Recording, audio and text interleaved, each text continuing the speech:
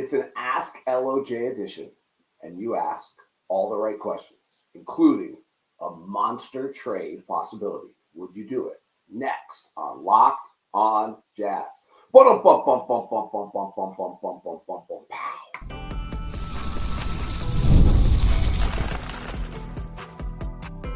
You are Locked on Jazz, your daily podcast on the Utah Jazz. Part of the Locked on Podcast Network, your team every day.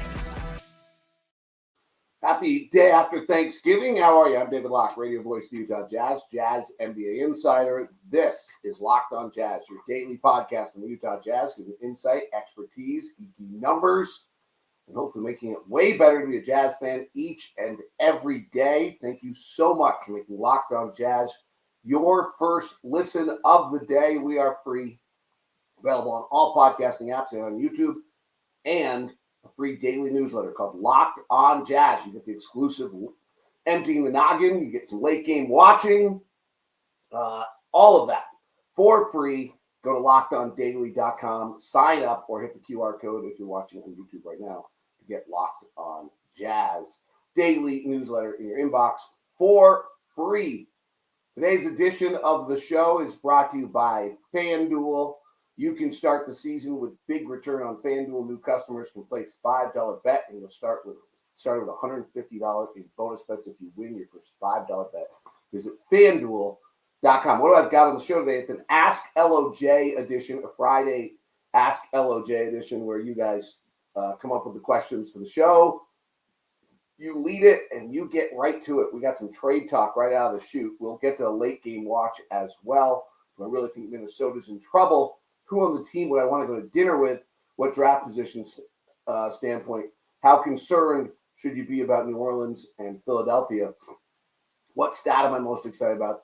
What do I think Will Hardy's greatest strength is? Why is Cody Williams in the G League? But let's start this baby with the monster trade talk.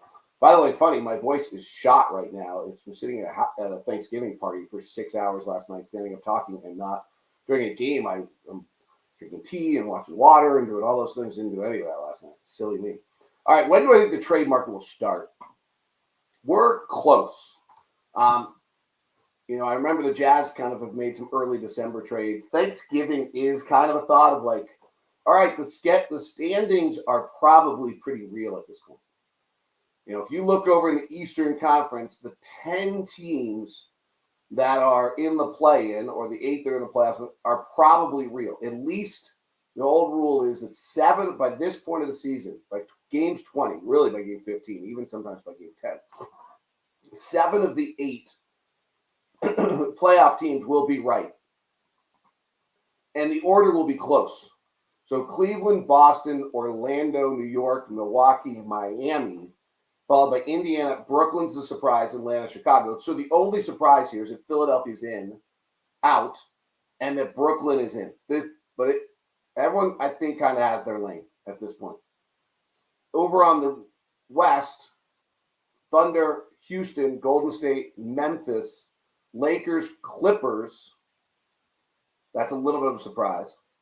Denver, Dallas, Phoenix, San Antonio. I mean, the big surprise here is that Sacramento, Minnesota is out, and New Orleans are out. 3 good teams had to be out. They were probably supposed to be Clippers, Spurs, and then I don't know, maybe like if that wasn't clear, like the 11th team in the West was going to be really good.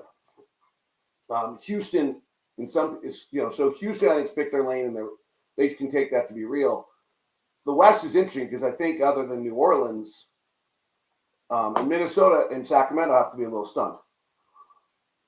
That's one of my late game watches because I watched the end. I watched the whole second half of that game, and then Anthony Edwards erupted after. So we get our first massive. So with that said, I think we're close. And this was a good one. So thank you very much for sending this one in. You can trade John Collins.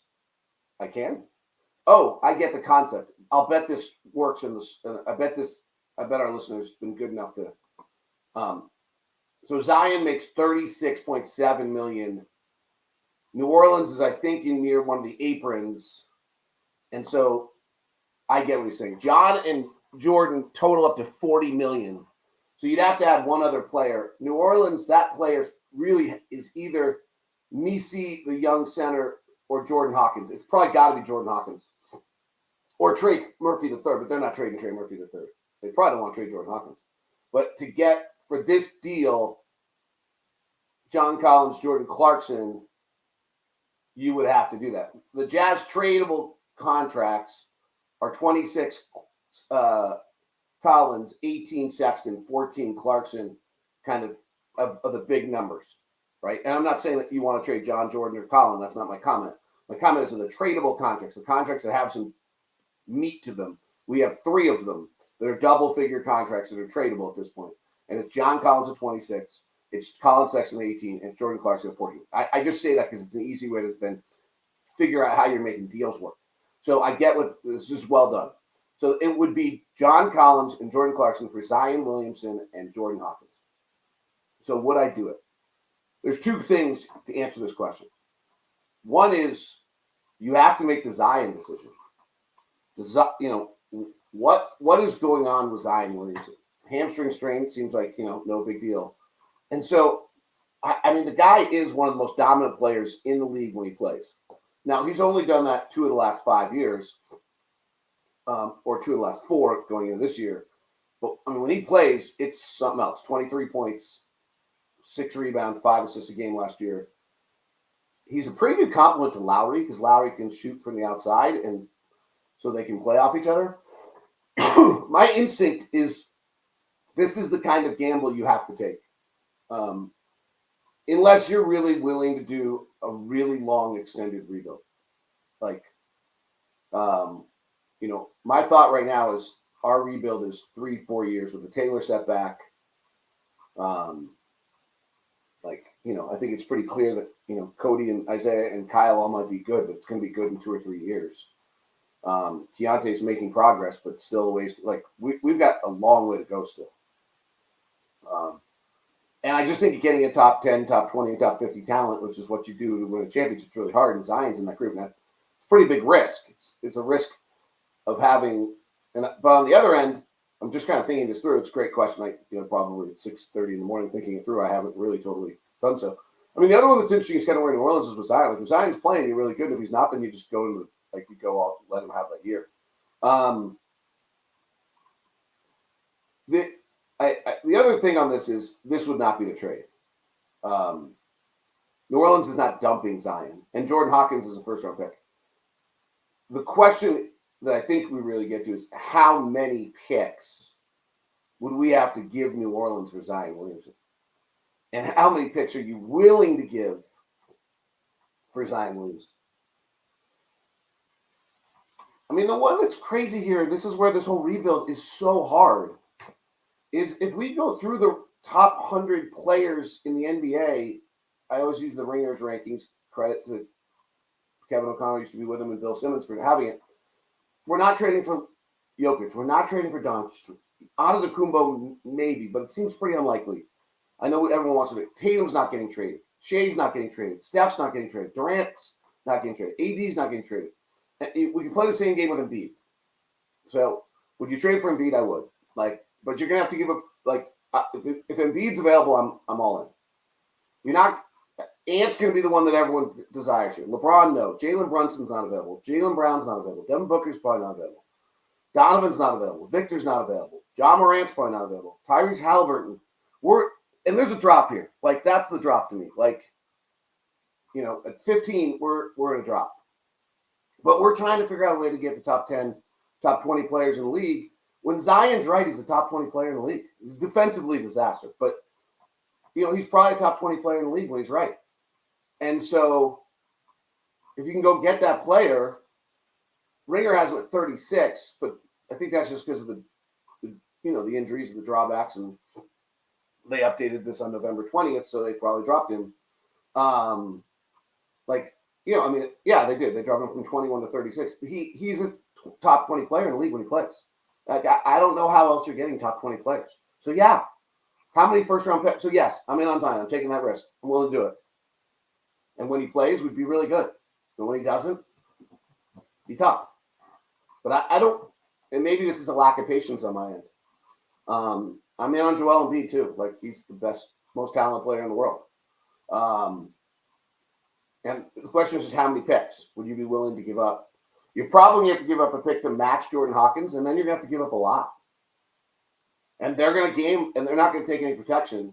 Their gamble is going to be that Zion Williamson sits out a year and they get a great pick because they traded Zion Williamson to you. And then that's worth it to them. But that would be why they would make the trade. So it's interesting. Would you trade for Zion Williamson? Would you trade for Joel Embiid? And then how much would you be willing to give up? And of course, we get conservative. And then this is the other question. Is we have these bushel of draft picks that we're on the verge of starting to use a lot of. And at some point, you've got to do something with them. Like the clock's ticking on us a little bit on that one, right? It's not ideal if we go draft 3 players next year, right? We're pretty young, but unless we're really going for a 4 or 5 year process here. So it's interesting. It's great. Super question. And I actually thank you very much for taking the time on the question to consider whether to make it actually work. I'm impressed by that effort. Thank you very much for doing that. It is Locked On Jazz. Why is Cody Williams in the G League? What is Will Hardy's greatest strength? Those are next as we continue on today's edition of Locked On Jazz. Today's show is brought to you by Murdoch Hyundai, located at 4646 South State Street, also located in Logan and in Linden. Thank you so much for the Murdochs for their long support of Locked On and for the way they treat our Locked On everydayers. I love it. We have somebody down at the Genesis right now, actually, in Linden, who's going to stop by today, and she's getting great treatment from their general manager there. Scott over at Murdoch at 4646 South State Street does a great job for us. Jake does a super job for us down in Linden. So if you're going to stop by and look at a car, email me first at dlock09@gmail.com and let us get you the VIP treatment that you deserve as a Locked On everydayer. And why Murdoch's? Because of the 80-plus years in Utah and making sure that you get the VIP treatment and that there is a no regrets experience along the way for you at Murdoch Hyundai. And why Hyundai? Because the lineup of cars with all their safety features and everything else and their look and everything else knocks out of the park. I'm driving the new Santa Cruz, and it's absolutely outstanding. So go check it out at Murdoch Hyundai. Today's show is also brought to you by Skylight Frames. This one makes me happy because this is a sponsor that came in. We're a big Skylight Frames house. We've got one kid in college in the Midwest. We've got one kid in college in the East Coast. We've got grandparents in Los Angeles. We have grandparents in San Francisco. And so we have Skylight Frames that run across the board. You want to celebrate, stay connected to people who are far away. This is how you do it. It's just so easy, and the frames are beautiful. The pictures are great. They rotate through, and it's such a fun way to live back through your life and all the memories. This is the perfect holiday gift. I cannot tell you enough, and it's great because it knocks off a bunch of them. So last year I was the big winner. I got one for my wife. I got one for each of my kids, and I got one for each of the grandparents. It is a special limited time offer for our listeners. You get $20 off your purchase of Skylight Frame when you go to skylightframe.com/NBA. That's skylightframe.com/NBA. Skylight Frame, Sky, S-K-Y, Light, L-I-G-H-T, Frame, F-R-A-M-E.com/NBA. $20 off your purchase right now at Skylight Frame. They look beautiful. They have a bunch of sizes to choose from. It's super great. It's really, and it's customized and personal rather than social media for everyone. Check it out. I think you'll love it over at Skylight Frames, skylightframe.com/NBA. It is Locked On Jazz. Thank you very much for your questions coming in. Why is Cody Williams in the G League? That's a good question. And I probably did not address it during the week. That's my fault. He obviously was scuffling.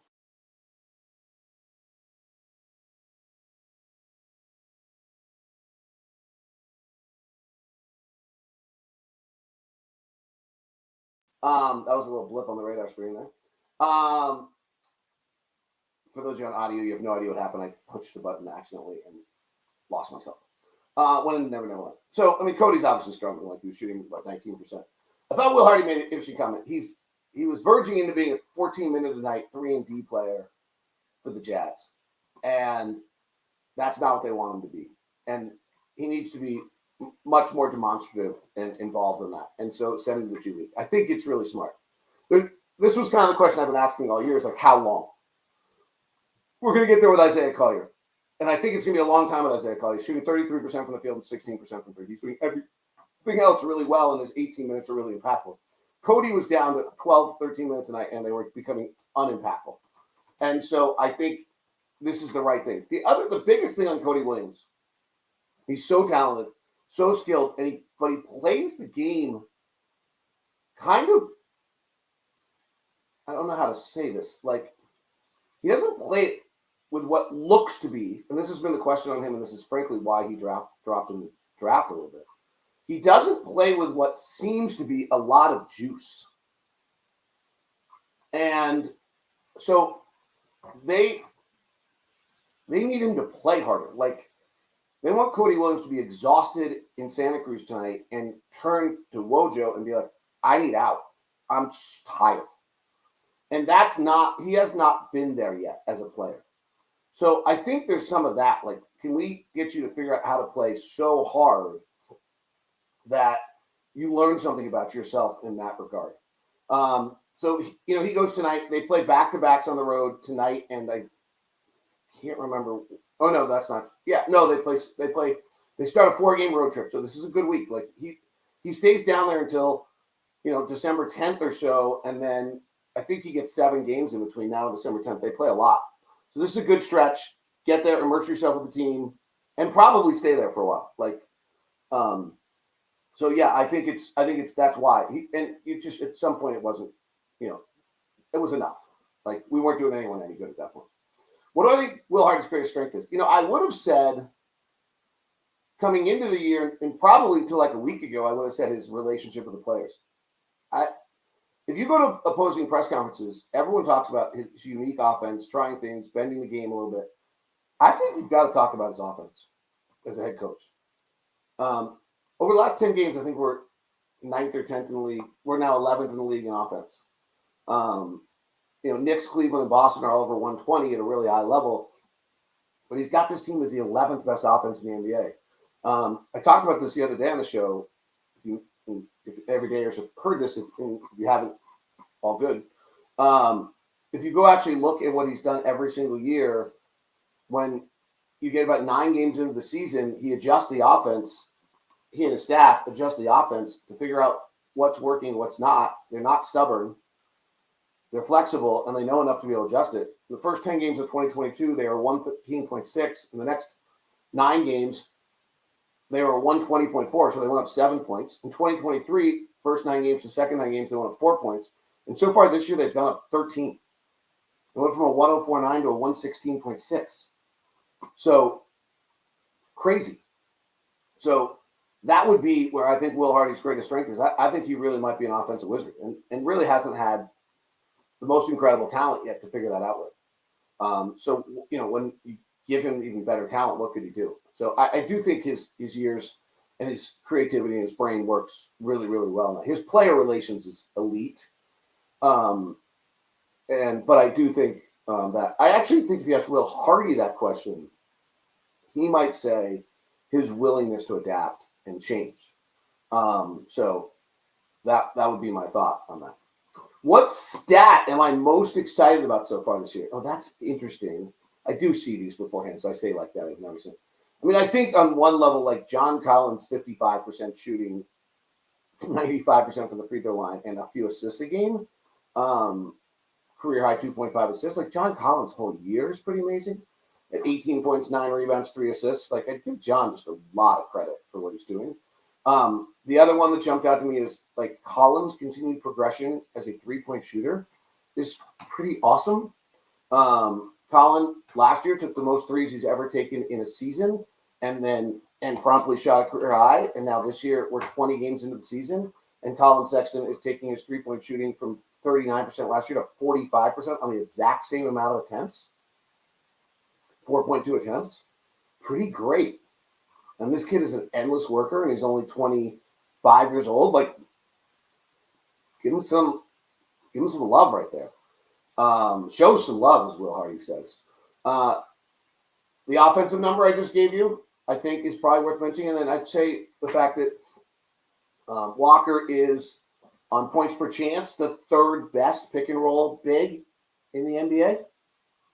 Defensively, I think is worth discussing. Like, I think that one's pretty exciting too. So I would say that little number from John Collins, Collin Sexton, overall offense, and then Walker Kessler being in his top 10 on point per chance or direct point against him and on point per chance, which gives the team a little more credit to point through. The interesting one is that I've taken the top 60 pick and roll defensive bigs. Chet Holmgren's number 1, and Walker's number 3. Julius Randle's number 2, which is super surprising. The rest makes sense. Jaren Jackson, Clint Capella, Brook Lopez, Derek Lively, Jalen Williams in Oklahoma City, Alfred Sengun, credit to that whole defense. Anthony Davis. The worst, by the way, are Trace Jackson Davis, Trey Lyles, Naz Reid, Nikola Jokic, Trae Young, which is interesting because it means he's been switched into the pick and roll as the screen defender 186 times this year. Alexander Sarr, Karl Anthony Towns, Giannis Antetokounmpo, Jalen Duren are the worst 10 in the league in that regard. All right, league-wide question. From a draft position standpoint, how concerned are you about New Orleans and Philadelphia? In other words, is an already crowded tank going to grow even a little bit more is what you're really asking me. That's the question. Well, in the Eastern Conference, to be in the play-in game, right now it projects that you're going to need about 33 wins to get into the play-in. If you're Philadelphia, you probably can still get to 33. In the West, it projects to be 40 wins to get into the play-in. If you're New Orleans, you can't get to 40. So I think New Orleans is joining the Jazz, the Wizards, maybe the Blazers, and some others officially in the lottery ball quest. Because there's no way for New Orleans to get back in this thing. They're going to have to go in their final 60 games. They're going to have to go 36-24. And actually, they have a few more games left than that. So they have to go 36-27 the rest of the way. That's a lot to ask. I don't know that New Orleans is going to be. And so it means that it's almost over. For Philadelphia to get to 36, they have to go 33 wins and, they have to go 33 and like 34 the rest of the way. They've only played 17 games. Oh, no, they've only played 17 games. Like they can play 500 the rest of the way or a little bit above and still get in. So I don't think Philadelphia is joining the party. But I do think that New Orleans has joined the party with the Jazz and the Wizards. And you really want to stay in the top 3 if possible. Toronto will join the party. Charlotte will start joining the party here pretty soon. We'll see who else. All right. Who on the team would I most want to go to dinner with? And do I think Minnesota's really in trouble? We have their draft pick plus a late game watch as we continue here on today's edition of Locked on Jazz. Today's show is brought to you by our friends over at Intercap Lending. Steve Carter is our own personal loan officer. He is simply the best. Carlos Alvarez says Steve Carter is the best. See, I told you. Always on top of it. He gets back to me after hours if needed. One of the best companies and persons I've dealt with for many years, Steve Carter. Great experience. Tim wrote, highly recommend Steve. Is phenomenal, very thorough. He made my experience very easy from the beginning to end. Wonderful people at Intercap. And Paul, Steve was amazing. We moved out of state. He handled everything with ease. It couldn't have gone any better. Communication was priority. That's who Steve Carter is. Intercap is the company that is shaking things up by making home loans accessible, straightforward, and personal. And whether you're buying your first home, refinancing, or exploring, we have your own personal loan officer by being a member of the Locked On community, and that is Steve Carter. So email me at dlock09@gmail.com, and I will take you over to Steve Carter. That's dlock09@gmail.com, and I will hook you up with Steve Carter. Underwriting turn times are still at 24 hours. Most banks can be 4 to 7 days to just get a decision from an underwriter. And we are still serving, Intercap's still serving 60% of their own loans. So they do things much faster, much easier to get it done. And Steve Carter is amazing. So do it over at Intercap Lending. Please give me an email at dlock09@gmail.com. I'll set you up with Steve Carter. Today's show is brought to you by our friends over at FanDuel. FanDuel, start the season off. You get $5 with $150 in bonus bets if you win. The FanDuel Sportsbook app gives you everything you need to place live bets in the NFL and on the NBA. So visit FanDuel.com to join today. When you get a hunch in the middle of the game, check out the latest stats, do live play-by-play, and so much more on the same page when you place your bets. You'll get started at $150 in bonus bets. If you win $5 bet, you get that $150 in bonus bets at FanDuel.com. Never waste a hunch. Even make every moment more with FanDuel, the official sportsbook partner of the NFL.